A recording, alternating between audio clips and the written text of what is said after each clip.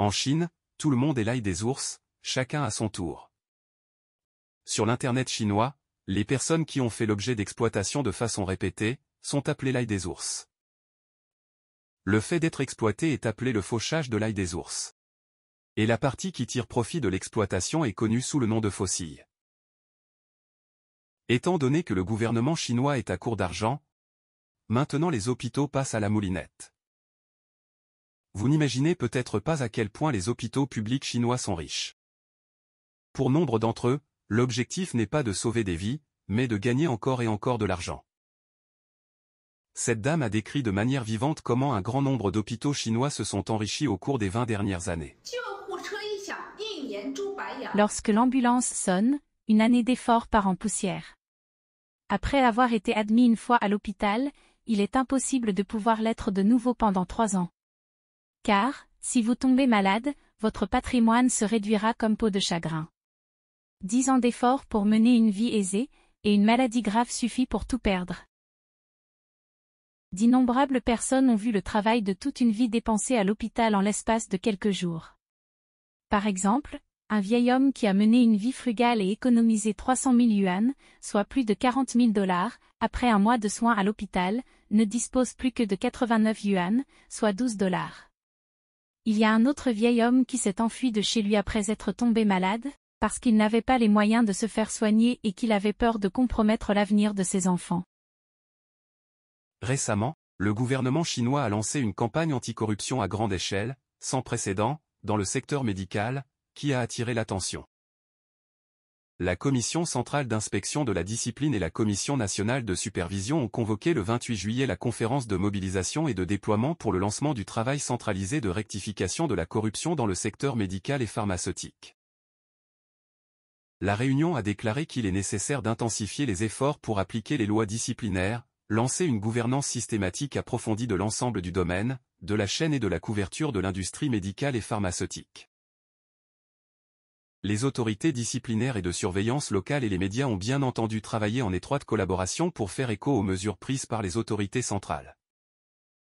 Depuis le début de l'année, au moins 155 directeurs d'hôpitaux et secrétaires du parti d'hôpitaux ont fait l'objet d'une enquête. Quelle est l'intensité de cette campagne anticorruption ? Presque tous les jours, des nouvelles font état de cadres du système de santé qui ont été limogés. Le 1er août, Shanghai a officiellement mis en application les mesures de mise en œuvre de la prime pour les délateurs, avec un montant minimum de 5 000 RMB et maximum de 1 million de RMB. Ces mesures encouragent le public à faire des signalements pour les aliments, médicaments, y compris les dispositifs médicaux et les cosmétiques, équipements spéciaux, qualité et sécurité des produits industriels, etc. Les médias chinois ont rapporté qu'il y a eu des signalements entre médecins, voire entre époux et épouses. Par exemple, le titre de ce rapport est « Un médecin de Shenzhen a été dénoncé par sa femme pour avoir reçu des pots de vin ». Les autorités sont intervenues pour enquêter. Cela ressemble beaucoup à ce qui s'est passé pendant la grande révolution culturelle, lorsque les maris et les femmes se dénonçaient les uns les autres, que les pères et les fils se retournaient les uns contre les autres. Les nouvelles publiées sur le site web de la Commission centrale d'inspection de la discipline de l'État mentionnent « Augmenter l'intensité de l'application de la discipline et de l'application de la loi, en se concentrant sur les cadres dirigeants et les titulaires de postes clés, en insistant sur l'enquête, sur l'acceptation et l'octroi de pots de vin, et en se concentrant sur l'enquête et le traitement d'un certain nombre d'affaires de corruption dans le domaine de la médecine, en créant une dynamique de dissuasion. » Les soi-disant cadres dirigeants et titulaires de postes clés sont, plus précisément, les directeurs et les secrétaires du parti des hôpitaux. Selon des statistiques incomplètes, au 26 juillet de cette année, au moins 155 directeurs et secrétaires d'hôpitaux ont fait l'objet d'une enquête. Contrairement aux campagnes anticorruption précédentes, celle-ci a sans aucun doute établi un nouveau record en termes de profondeur, d'ampleur et de vigueur. Il convient de noter que certains des fonctionnaires ayant fait l'objet d'une enquête ont déjà pris leur retraite ou ont été mutés à des postes au sein de l'exécutif. Ainsi, au cours de cette année, un certain nombre de responsables d'hôpitaux réputés ont fait l'objet d'enquêtes et ont été sanctionnés après leur départ à la retraite. Dans leur briefing, la corruption a été mentionnée, dans tous les cas. Pour certains, les délits cités incluent même leur déloyauté et leur malhonnêteté à l'égard du parti. L'impact de la campagne anticorruption ne s'est pas limité à l'hôpital. de nombreuses entreprises pharmaceutiques sont également devenues le point de mire de la rectification. Rien qu'en juillet, les véritables contrôleurs de 2 sociétés pharmaceutiques cotées en bourse ont fait l'objet d'une enquête. Ce qui choque le plus le monde extérieur, c'est que cette enquête sur la corruption médicale remonte à 20 ans. Il se trouve que depuis 2003, les hôpitaux chinois ont progressivement adopté des systèmes de gestion informatisés, ce qui signifie que tous les registres d'achat et de dépenses peuvent être retracés avec précision. La tactique dite du retour en arrière de 20 ans permettra au PCC d'attraper davantage de personnes qu'il souhaite liquider. Le Parti communiste chinois, PCC, a tendance à nettoyer ou à remanier lorsque cela s'avère nécessaire pour acquérir du pouvoir et de la richesse. Cette fois-ci, la campagne anticorruption dans le secteur de la santé intervient à un moment où des contraintes financières pèsent sur différents secteurs, de sorte que cette campagne est censée être une nouvelle exploitation de la classe aisée. Même si les cibles de ces enquêtes sont effectivement corrompues, il est probable que le comportement lui-même est tacitement toléré, voire encouragé par le Parti communiste chinois, PCC, et ce n'est que lorsqu'il est temps d'en récolter les fruits que ces systèmes sont mis à contribution. À l'heure où les gouvernements à tous les niveaux du pays sont très endettés et où les collectivités locales sont en proie à des difficultés financières, une vaste campagne de lutte contre la corruption dans le secteur des soins de santé pourrait avoir 3 avantages. Premièrement, des sanctions peuvent être imposées à ceux qui sont corrompus pour obtenir des fonds. Deuxièmement, un remaniement du pouvoir peut être mis en place en remplaçant les personnes occupant des postes importants. Et troisièmement, une bonne image peut également être établie auprès du public. Vous vous demandez peut-être pourquoi les hôpitaux chinois réalisent des profits incroyables et qui est responsable de ce type de corruption?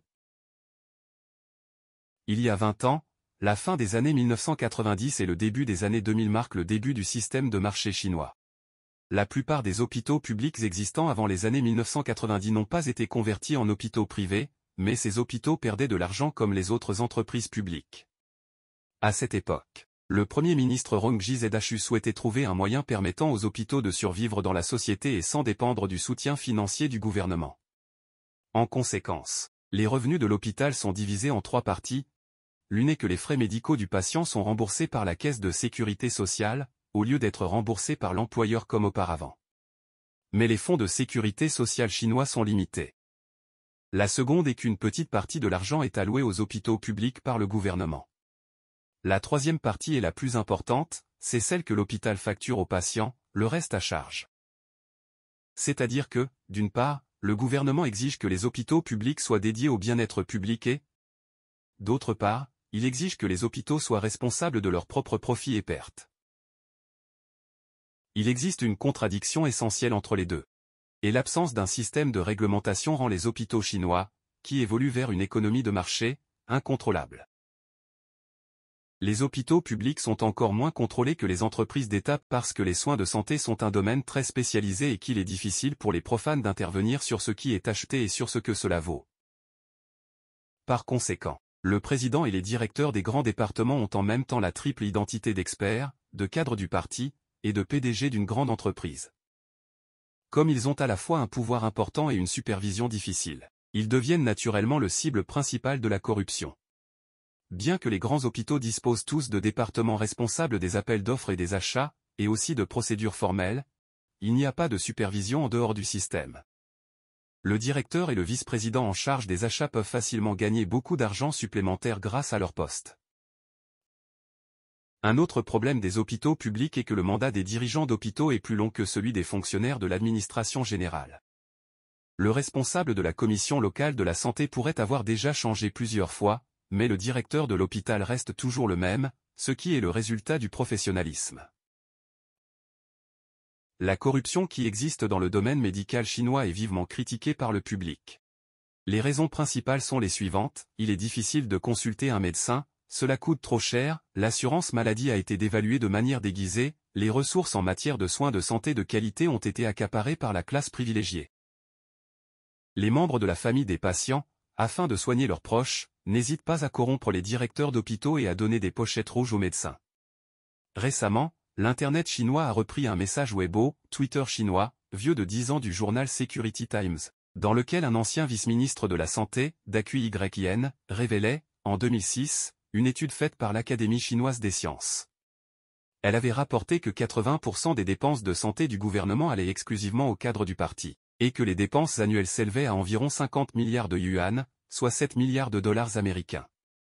Le public a critiqué le fait que ce sont ces millions de cadres du parti qui font qu'il est difficile et coûteux pour les Chinois à accéder aux soins. La corruption dans le secteur des soins de santé en Chine est un problème ancien et croissant qui concerne non seulement les médecins, mais aussi une vaste chaîne d'intérêts impliquant les représentants pharmaceutiques, les revendeurs de médicaments et de nombreuses autres parties. Dans les hôpitaux, si les médecins n'utilisent pas certains médicaments, il est difficile pour les représentants pharmaceutiques d'atteindre leurs indicateurs de performance. Par conséquent, les ventes de médicaments et de produits consommables sous forme de pots de vin sont devenues un secret de polichinelle dans l'industrie. Bien entendu, ce sont les dirigeants des hôpitaux qui s'approprient la majeure partie de l'argent de la corruption. Il ne s'agit donc pas d'un problème de manquement moral de la part de certains médecins, mais plutôt d'une mise en évidence des lacunes et des risques de l'ensemble du système médical chinois. Ces dernières années, des hôpitaux ont été signalés à maintes reprises comme n'ayant pas remboursé l'argent durement gagné par les employés. Je dénonce avec mon vrai nom l'hôpital populaire de la ville de Sua, pour tenue perpétuelle des salaires et violences verbales à l'égard des employés. Je suis une employée ordinaire de l'hôpital depuis 13 ans. En 13 ans, l'hôpital a changé en total 3 cartes de paie. Les relevés de compte de ces 3 cartes peuvent prouver qu'au cours de ces années, les salaires ne sont jamais payés intégralement. Chaque année il manque quelques mois de salaire. Nous sommes en juillet 2023 et l'argent n'a toujours pas été versé. Chaque fois que j'obtiens des preuves pour demander justice et de l'aide, le directeur de l'hôpital convoque le département des soins infirmiers et les responsables concernés pour m'interroger individuellement. Le directeur leur a demandé d'exercer une pression mentale sur moi. Lorsque je n'ai plus pu supporter la pression mentale et les difficultés financières, j'ai approché le directeur et l'ai supplié de me payer mon salaire à temps et je me suis plainte de mes difficultés financières. Mais il m'a fait sortir de son bureau pour me conduire dans le couloir et m'a insulté et maltraité. Il m'a dit qu'il avait l'argent, mais qu'il faisait ce qu'il voulait et que je n'avais pas le droit de le savoir. J'ai eu très peur après ces insultes et je ne comprenais pas pourquoi je n'avais pas le droit de savoir quand on me paierait ce pour lequel j'avais travaillé si dur. Pourquoi n'ai-je pas le droit de savoir? Pourquoi il ne me donne pas mon salaire? Pourquoi dois-je mendier l'argent que j'ai gagné moi-même, et être insulté de toutes sortes de façons? Où va donc l'argent durement gagné par les travailleurs du bas de l'échelle? Pourquoi les hôpitaux ont-ils de l'argent? Pourquoi le trésorier qui connaît son secret reçoit-il 4 salaires par mois? Pourquoi ceux d'entre nous qui travaillent vraiment ne reçoivent-ils même pas le respect et les salaires de base? N'avez-vous pas mal à la conscience lorsque vous vous gavez de nos salaires alors que nous n'avons pas de quoi manger, nous vêtir et que nos enfants n'ont pas les moyens de payer leurs frais de scolarité?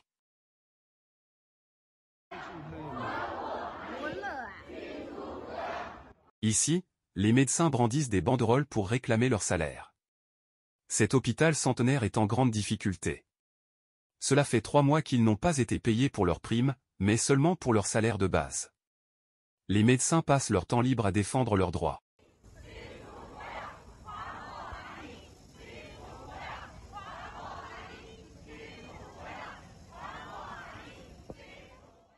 Les rôles de l'ail des ours et de la faucille se transforment également l'un en l'autre. En Chine, les hôpitaux sont des faucilles en ce qui concerne les patients. Maintenant, aux yeux du PCC, les hôpitaux sont devenus un champ de l'ail des ours. Outre les hôpitaux, il est probable que les revendeurs de médicaments et les distributeurs d'équipements médicaux soient frappés de plein fouet. L'industrie pharmaceutique est un secteur important de l'économie. Et tout changement qui lui est lié peut avoir un impact sur l'ensemble du marché.